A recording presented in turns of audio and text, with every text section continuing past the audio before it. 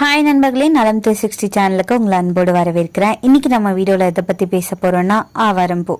ஆமாங்க, இந்த ஆவாரம்பூவோட மருத்துவ நன்மைகள் என்னென்ன, இதை நம்ம எப்படிலாம் பயன்படுத்தலாம், இதை பயன்படுத்துறதால ஏதாவது பக்க விளைவுகள் வருமா, இதை நம்ம எப்படி பயன்படுத்தணுன்றதை பற்றி விரிவாக நம்ம இன்னைக்கு இந்த வீடியோவில் முழுசாக பார்க்க போகிறோம். அதுக்கு முன்னாடி நலம் 360 சேனலை சப்ஸ்கிரைப் பண்ணாதவங்க சப்ஸ்கிரைப் பண்ணிக்கோங்க. மறக்காமல் பக்கத்தில் இருக்க இந்த பெல் ஐக்கானை ப்ரெஸ் பண்ணிக்கோங்க. வாங்க வீடியோக்குள்ளே போகலாம். ஆவாரம்பூ பலவித நோய்களை குணப்படுத்த உதவியா இருக்குங்க. குறிப்பா நீரிழிவு நோய்க்கு அருமருந்தா இருக்கும்னு ஆயுர்வேதத்துல பார்க்கப்படுது. ஆயுர்வேத மருத்துவத்துல பயன்படுத்தப்படுற தாவர மூலிகைகள் எல்லாமே நமக்கு எளிமையா கிடைக்கக்கூடியதுங்க.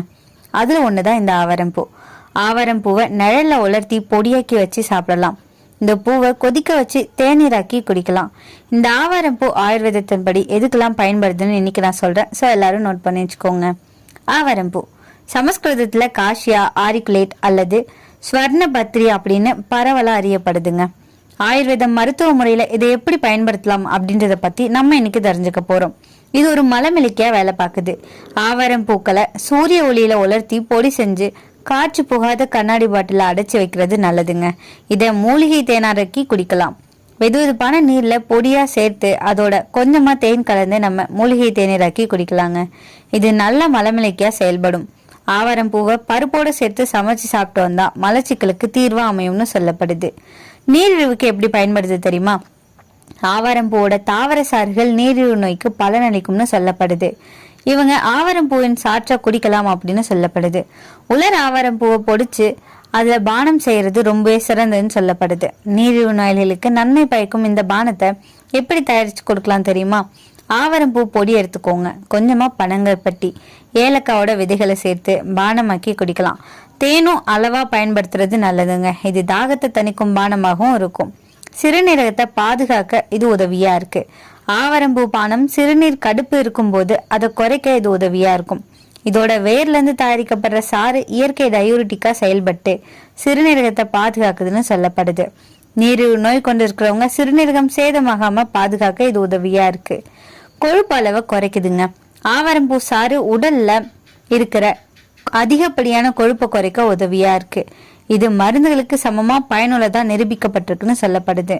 உடல் கொழுப்பை பக்க விளைவு இல்லாம குறைக்கும் அருமருந்து இந்த ஆவாரம்பூன்னு சொல்லலாம். மார்பக புற்றுநோயை தடுக்குது. ஆவாரம்பூ தாவரத்தின் நிலைசாறு மார்பக புற்றுநோய் மற்றும் குரல்வளை புற்றுநோய் செல்கள் மீது பரிசோதிக்கப்பட்டிருக்கு. 2 நிகழ்வுகளையும் புற்றுநோய் உயிரணு வளர்ச்சியை தடுப்பதில் மிகவும் பயனுள்ளதா இருக்கும் அப்படின்னு நிரூபிக்கப்பட்டிருக்குங்க. காய்ச்சலை போக்குது. காய்ச்சல் அதிகமா இருக்கும்போது அதை தணிக்க ஆவாரம்பூ பயன்படுத்தப்படுது. ஆவாரம்பூக்களை தண்ணீர்ல ஊற வச்சு அந்த தண்ணீரை குடிக்கிறதன் மூலம் காய்ச்சல் குறையும் அப்படின்னு சொல்லப்படுதுங்க. காயங்களை குணப்படுத்துது. ஆவாரம்பூ சரும பிரச்சனைகளுக்கு சிகிச்சை அளிக்கிறதோட காயங்களை சரி செய்யவும் உதவியா இருக்கு. காயங்களை சுத்தம் செய்யும் போது ஆவாரம்பூ வேர் மற்றும் இலைகளை நீர்ல கொதிக்க வச்சு இளஞ்சூடாக இருக்கும்போது காயத்தை கழுவி வந்தோம் அப்படின்னா காயம் விரைவில் ஆறும்னு சொல்லப்படுது. சருமத்துல வீக்கம் இருந்தா பட்டை தண்ணீரோட சேர்த்து கொதிக்க வைக்கப்பட்டு அதுக்கப்புறம் சுத்தம் செஞ்சு வந்தோம்னா படிப்படியா வீக்கம் குறைக்குங்க. கூந்தலுக்கு இது எப்படி பயன்படுது தெரியுமா? பொடுகு பிரச்சனை இருக்கிறவங்க இந்த ஆவாரம்பூ பொடியை வெந்தய பொடி மற்றும் கற்றாழை ஜெல் இது 3ஐயும் சரிசமமா கலந்து உச்சந்தலையில தடவி வந்தா 30 நிமிஷங்கள் கழிச்சு குளிச்சு பாருங்க. பொடுகு பிரச்சனை நீங்கும்னு சொல்லப்படுது. ஆவாரம்பூ விதைகள் மற்றும் கரிசலாங்கண்ணி இலைகளை சேர்த்த எண்ணெய் இளநரை பிரச்சனைக்கு உதவுது. உலர்ந்த ஆவாரம்பூக்கள் முடி வளர்ச்சி எண்ணெய்கள் தயாரிப்புல மூலிகையில ஒன்றா சேர்க்கப்பட்டு வருதுங்க. ஆவாரம்பூ, வெந்தயம், மருதாணி மற்றும் கருவேப்பிலை இது முடி வளர்ச்சியை ஊக்குவிக்கும்னு சொல்லப்படுது. சரும நிறத்தை மேம்படுத்துது. ஆவாரம்பூ பொடியை பாசிப்பயிறு மாவு மற்றும் கடலை மாவுல கலந்து விட்டுக்கோங்க. இதுல கொஞ்சமா பன்னீர் சேர்த்து குழைச்சி சருமத்துல பயன்படுத்தி வந்தீங்கன்னா சருமம் ரோஜா நிறம் போல இருக்கும். ஆவாரம்பூ மருத்துவ குணங்களை கொண்டிருக்கு. பக்கவாதம் இல்லாதது. எனினும் நோய்க்கு சிகிச்சை அளிக்க இதை எடுக்கிறதுக்கு முன்னாடி மருத்துவரை அணுகிறது ரொம்பவே நல்லதுங்க. அவங்க சொல்ற அளவை எடுத்துக்கிறதும் நல்லது. ஆவாரம்பூ அப்படின்றது இந்தியால கோடையிலும் வாடையிலும் வளர்ற ஒரு அற்புதமான பூ. இத டானஸ் காஷியா, ரோசல்லா போன்ற பெயர்களையும் அறிமுகம் செய்யப்பட்டிருக்கு. இதோட பூ, இலை, வேர், விதைகள் எல்லாத்துக்குமே பல உடல்நல பயன்கள் இருக்குன்னு சொல்லப்படுது. இது ரத்த சர்க்கரையை கட்டுப்பாட்டுல வச்சுக்குது. ஆவாரம்பூ மாத்திரைகள் குடிநீர் ரத்தத்துல சர்க்கரை அளவை சமநிலை வைக்க உதவியா இருக்கும்னு சொல்லப்படுது. அதுல இருக்கிற இயற்கை கூறுகள் உடல்ல இன்சுலின் செயல்பாட்டை அதிகப்படுத்த உதவுது. உடல் சுட்ட குறைக்கும். தமிழகம் மற்றும் கிராமப்புற மருத்துவத்துல ஆவாரம்பூ ஒரு நேச்சுரல் குளிர்ச்சி பானம்னு பார்க்கப்படுது. கோடை காலம், சூட்ல பிரச்சனைகள், தாகம் போன்றவற்றை போக்குற பானம் அப்படின்னு சொல்லப்படுது. ரத்த அழுத்தத்தை கட்டுப்படுத்துதுங்க.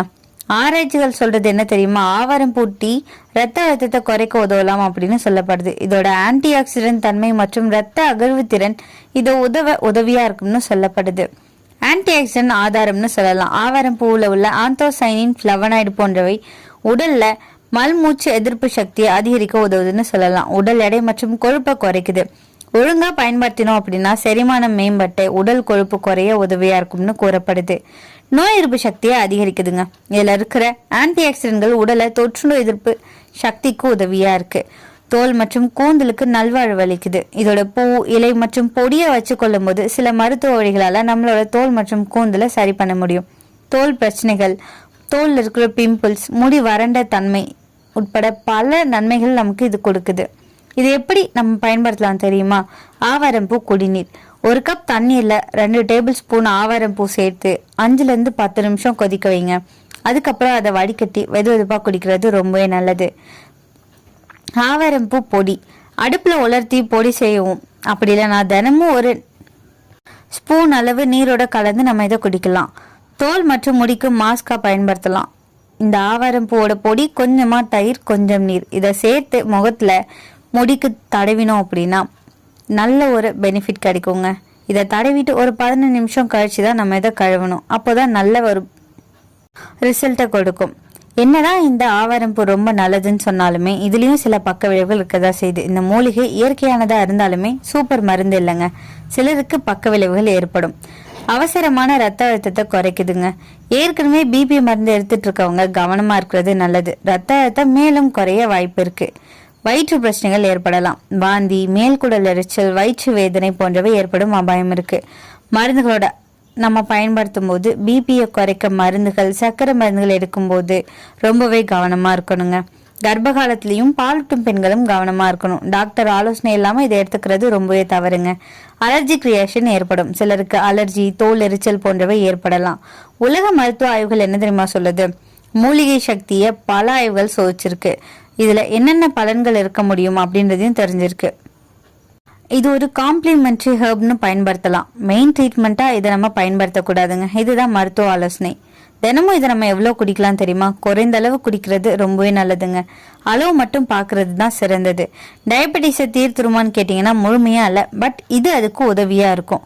குழந்தைக்கு கொடுக்கலாமான்னு கேட்டால் கொஞ்சம் அளவு கொடுக்கலாம். பட் இதை கொடுக்கறதுக்கு முன்னாடி டாக்டர்கிட்ட ஒன்ஸ் கேட்டுக்கிறது ரொம்பவே நல்லதுங்க.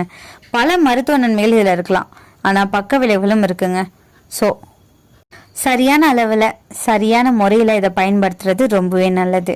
உங்களை எத்தனை பேர் இந்த ஆவாரம்பூவை பயன்படுத்த போறீங்கன்னு சொல்லிட்டு கமெண்ட்ல சொல்லிடுங்க. இன்னைக்கு நான் சொன்ன விஷயங்கள் எல்லாமே உங்களுக்கு ஹெல்ப்ஃபுல்லாக இருக்கும்னு நம்புறேன். இந்த வீடியோ உங்களுக்கு பிடிச்சிருந்துச்சுன்னா லைக் பண்ணுங்க, ஷேர் பண்ணுங்க, மறக்காம நம்ம சேனலை சப்ஸ்கிரைப் பண்ணுங்க. அடுத்த ஒரு அற்புதமான வீடியோல சந்திக்கிறேன்.